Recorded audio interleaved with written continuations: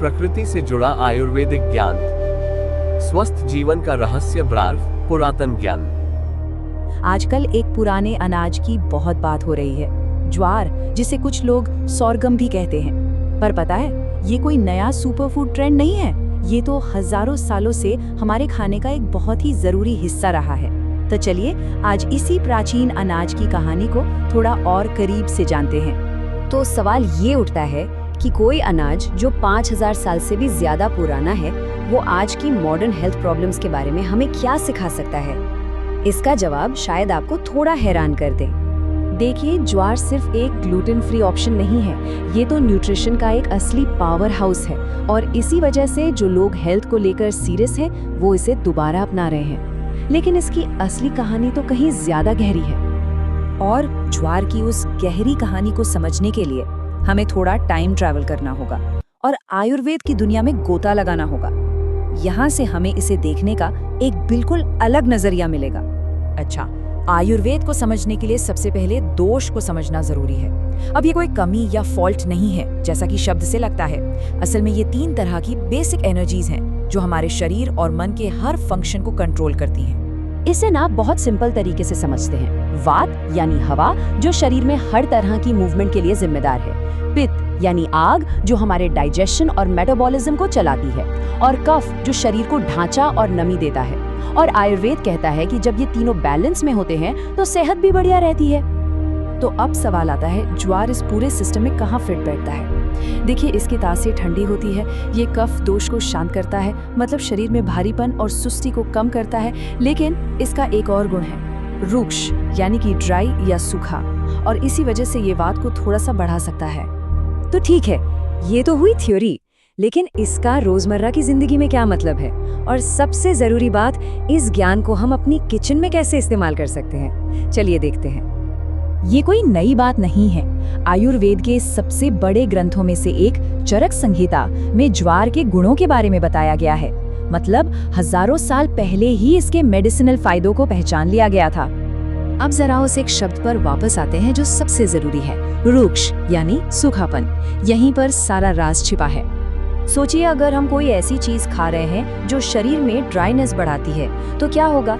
इससे वात दोष थोड़ा बढ़ सकता है, जिसका असर ड्राई स्किन या फिर जोड़ों में अकड़न के रूप में दिख सकता है। और यहीं पर आयुर्वेद की खूबसूरती सामने आती है। तो क्या ज्वार नहीं खाना चाहिए? नहीं, बिल्कुल नहीं। उपाय बहुत ही आसान है, घी। जी हाँ, ज्वार की रोटी पर थोड़ा सा घी लगाइए।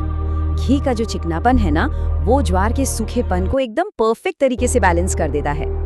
चलिए अब जरा हजारों साल आगे आते हैं और देखते हैं कि आज की मॉडर्न साइंस इस प्राचीन ज्ञान के बारे में क्या कहती है। क्या इन बातों का कोई साइंटिफिक आधार भी है?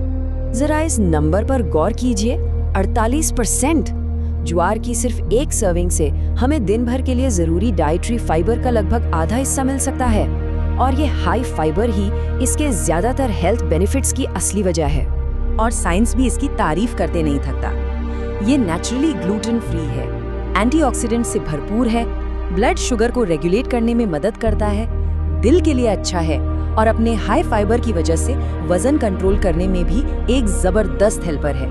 और यहाँ देखिए, बात सिर्फ फाइबर की नहीं है। इसमें प्रोटीन, आयरन, मैग्नीशियम और कई तरह के बी विटामिन भी भरपूर मात्रा में होते हैं। मतलब ये सच में एक कंप्लीट पैकेज है। तो अब हम इन दोनों धागों को जोड़ते हैं। एक तरफ हजारों साल पुराना आयुर्वेदिक ज्ञान और दूसरी तरफ आज की मॉडर्न साइंस। और पता है सबसे दिलचस्प बात क्या है? ये दोनों अलग अलग भाषा में एक ही कहानी सुना रहे हैं। इस टेबल को देखिए, ये कमाल का है। आयुर्वेद कहता है कि ज्वार लघु है, यानी पचने में हल्का। मॉडर्न साइंस इसी बात को कहती है high in dietary fibre. Ayurveda कहता है कि ये कफ को शांत करता है, और साइंस क्या पाता है कि ये ब्लड शुगर को कंट्रोल करने में मदद करता है।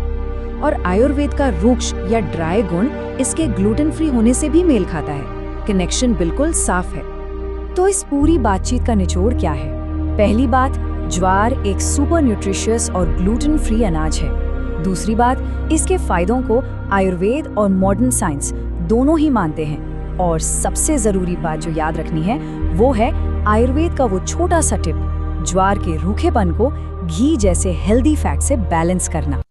तो जाते जाते एक सवाल, क्या हो अगर हम अपने खाने को सिर्फ प्रोटीन, कार्ब्स और कैलोरी के चश्मे से देखना बंद कर दें और उसे उसकी असली तासीर, जैसे ठंडा या गरम, सूखा या ऑयली के हिसाब से भी समझें? शायद ये प्राचीन नज़रिया खाने के साथ हमारे रिश्ते को पूरी तरह से बदल सकता है।